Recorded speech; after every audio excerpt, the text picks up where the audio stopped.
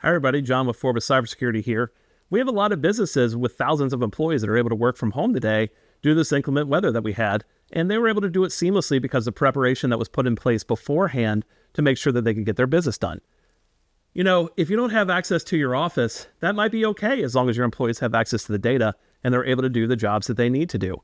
And as you can see, we have almost a foot of snow on the ground here. We might not be going back to work for a couple of days, depending on the scenario, but many of our businesses are able to survive and thrive here because we were able to get their employees access to that data and be able to get them access to it securely. And so most of our businesses, people just woke up this morning and hit the ground running working from home. Are you prepared for those type of work from home scenarios? Do you have the networking and the sorts of pieces you need to make sure that your employees can get access, but the bad guys don't have access as well? Well, if today was a struggle for you, reach out to us at Forbes Cybersecurity, 513-494-4444. Let's get this conversation started